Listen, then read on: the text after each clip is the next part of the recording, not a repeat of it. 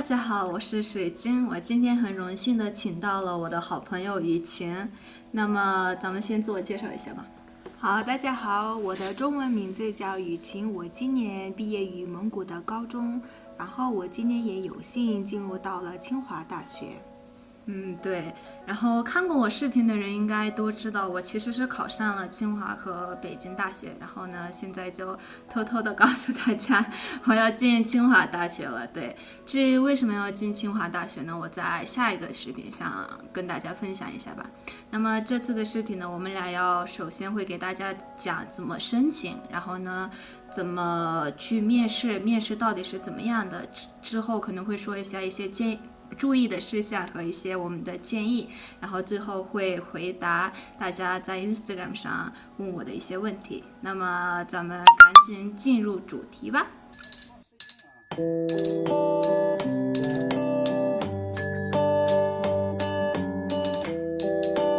我目前呢是进入了清华的人文与社会类专业。然后人文与社会类专业分两部分，一个是人文学院，另一个是社会科学学院。然后我本人呢就是选了社会科学院，因为那里有我想学的方向的那些专业。然后人文学院呢就是比较有那些关于语文的那些专业。对。然后这些系类是我们在大二的时候选的，就是我是考上了计算机类专业嘛，然后是大二的时候会选硬件呢、软件呢，还是 computer science 呢，就是这个样子的。那就是我们报考清华大学的时候应该怎么去报考？我是通过那个网站，然后你们进入到下面这个网站的话，可以看到关于那个清华的资料，然后你们去注册登录之后，你们可以看到一些最清晰的那些资料。对，那你知道今年的那个截止日是什么时候吗？清华的截止是从8月25号开始，现在已经开始了，然后最后的截止日就是1月10号。就是清华大学报考的时候，我们会有3个阶段，第一、第二、第三阶段。然后第一个阶段好像是8月25号就开始了。然后呢，第一个阶段是很特殊的，如果你是想学艺术类的专业，就比如画画啊、什么建筑类啊，就那种的话，就必须要第一阶段的时候要去报考。然后第一阶段应该是9月份就结束了，对，所以看到这个视频了就赶紧去报考吧。然后最后是1月10号，对吧？对。OK。昨天呢，我看那个 Instagram 上的问题的时候，很多人问了我，就是报考的时候都需要什么东西？对，所以就是你记得吗？首先呢，需要的是你的护照，你的护照需要没有过期，还有你父母的，对，还有你父母的护照过期了也没事，他们的是过期了也没事的。对，然后呢，还有需要那些证明你父母不是中国人的那种证件，这个很重要，因为从去年开始，如果你的父母的一个人是中国人的，中国国籍的人的话，就是不能上那些大学了。对，所以是一不能以国际学生的身份加入吧？对，是。那还需要你的预毕业证，还有成绩单。还有一个3分钟自我介绍的视频啊，对，然后还有一个什么个人陈述，对吧？就是800个字以内的个人陈述，就是说你擅长什么呀，你是什么大学、什么高中毕业的呀，就那种类似于这种。那还需要你2份推荐信，是你的老师或者是你的主任或者是校长也可以推荐你的信吧？对。都可以，但是就是你所有的证件都必须要在中文或者英文。对，那还需要什么吗？还需要简历啊，对，简历，还有那些 HSK 和一些英文的成绩，可以是雅思或者是托福，但是他们雅思托福的那些标准是很低的，雅思的话应该5.5分以上就够了吧？可是这些考试呢是必要的。对，就是必须要考 HSK， 必须要考那些英文的考试，对，这个样子的。那么下面我们要说就这样了吧。学颜色。然后就是通过了这些材料审核之后呢，你会有一个面试。然后面试呢，线上线下有点不同，就是什么不同呢？就是在线下，就是在中国的那些人必须要给一个笔试，什么笔试呢？就是给你一个题，然后你写一个英文作文，然后呢，他们会通过你的那个英文作文问你一些英文的问题。对。但是我们是不需要，我们是直接去面试了，所以感觉这一点上比较幸运。对，我面试的时候也是比较放松的。对，然后我有感觉，我以前的视频上也说过，就是清华的面试比北大的好多了，就是他老师们都特别和蔼，对，吧？特别热情。我当时就以为那么严肃的面试官，然后一进入，他们对我有说有笑。对，就是像一个朋友一样，就正常聊天。哇，你今天好美！他今天化妆了，知道吗？我没化妆。好吧，那么现在就是我们一起说一下给未来考清华大学的那些人一些建议吧。首先，我必要提醒的是，你的收到那些通知的 Gmail 不能满，然后一旦满了，你就没有机会收到那些通知了。对，我出现过那样的状况，差点没有进入到清华大学。当时就是我们3-4个朋友都考上了清华哈，就是都一起报考的嘛。然后呢，我们3个都收到了那些预录取通知书，他一个人没收到。然后他们就说我好像没考上清华什么的，就特别的那种伤心啊什么的。然后呢，后来发现是自己的那个Gmail满了。那个然后我是自己先跟那个清华的招生办公室写了一份邮件，然后才知道是我的问题，不是他们没有发，我是被有了那个面试的资格。对，但是没有，但是就是如果你们有什么问题的话，就是可以直接问那些老师，他们就是会直接回答那种。我觉得这一点上清华就特别好。对，我清华大学的那招生办公室的那些人们特别和情热情。对，就是清华大学的问题就很好，就像日常生活一样，所以我觉得没必要太多的去准备。如果非得要准备的话，可以多去看一些新闻，或者是关于你专业的一些东西吧。然后关于这些问题的话，你们如果想要一些详细的那些问题的话，就去 Instagram 上找我吧，然后我发给大家。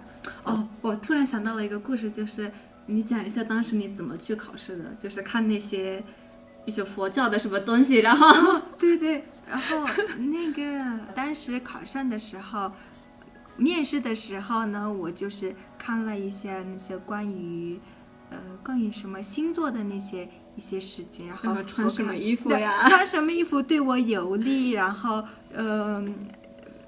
当天是不是我的幸运天，然后当天的哪些数字给我带来幸运那类的，然后我真的考上了。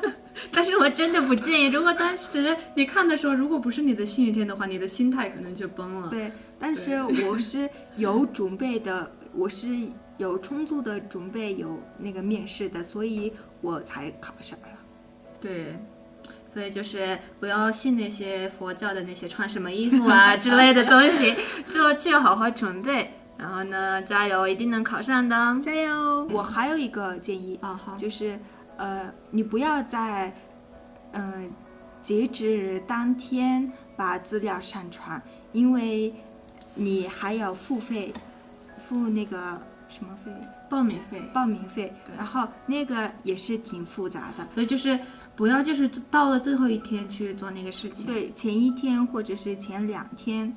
不管这个，就每个事情都不要那样，对，就提前做好，知道吧？对，那我昨天发给你的那些问题，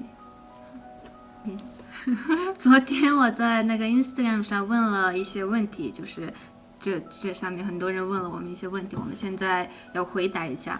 那我问，第一个就是他说可以自己申请吗？我们就是自己报名的，对，我们就是自己报名的。然后他说关于奖学金的问题，关于我们两个申请的是北京北京市奖学金，对，北京市然后奖学北京市奖学金是通过学校去报名的，就是我们不需要那种政府奖学金。然后你们进入到那个网站以后，有那个关于奖学金的一个部分，然后你们可以去填那个就行了。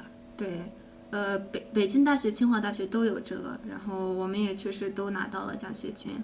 然后除了这个，其实还有一个政府奖学金，这个其实大家可以通过这个下面的网站就可以去申请，可以去更多的去了解吧。他说，宿舍，你知道宿舍吗？今年是关于疫情的这个事情嘛，我们还没有进入到境内，所以我们两个都没有预定宿舍。对，但是宿舍我看了一下，它有一个 A、B 房间，A、B 房间就是一个大的房间里有2个小的房间，然后是2个人一起住，还有一个就是2个人一起住的，就是在一个大的房间里2个人就是在一个房间里住，然后或者是1个人住，然后那2个人住的就是那些就很容易被别人定了。就那些奖学金的都是住2个人的那种，对，然后就具体价格的话，我在后期在这边帮大家写一下吧。那下一个，他说他想报考清华大学，但是没有那个勇气，怎么去写那些 study plan， 或者是有那个心理呢？怎么去准备自己心理？清华大学其实是跟普通的大学一样的，我就是拿到了录取通知书以后这么想的。其实跟其他的大学也没有什么别的特殊的点，就是它其实我考上清华和北大之后，发现它其实是没有人们想象那么难，就是很多人可能自己低估了自己吧。就是我身边的很多人，我到时候劝他们去报考清华大学的时候，就很多人觉得，哎，我不行，清华大学我怎么可能考上那种。然后呢，就是他和一个男生就报考了，然后2个都考上了。对，所以就是如果想考，就自己直接去做，直接去报考就可以了。对，然后你如果真的没有信心的话，你同时报考那些人民大学呀、复旦大学呀那些大学，然后总有一个你是可以被录取的吧。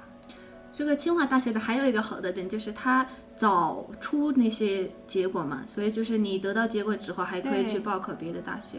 他本来是打算也报考人民大学的，对吧？对，然后我是等那个清华大学的通知书下来以后，我是要决定去考人民大学或不，然后我是已经拿到了清华的录取通知书嘛，所以我没有去报考人民大学。对，所以这一点上清华大学真的很好。我的预录取就是1月份、2月份就出来了，然后呢，当时就是别的大学的那些报考的东西才开始。对，所以这一点上很好。还有一个问题问，需要 SAT 吗？不需要。我那个费用的问题，我可以就是给大家说一下，但是呢，因为我觉得高中和大学可能有些不一样，所以就是我到时候回中国之后给大家做一下视频，所以大家就点一下 subscribe， 然后如果有什么问题的话，可以去 Instagram 上找我。对，祝大家顺利进入到清华大学，对，跟加油，我们成为同学。有什么问题真的可以直接问。然后今天的采访怎么样？觉得到此结束吧。特别好结束是结束。我再问一个问题，考上清华大学的感受是怎么样的？为自己感到骄傲吧。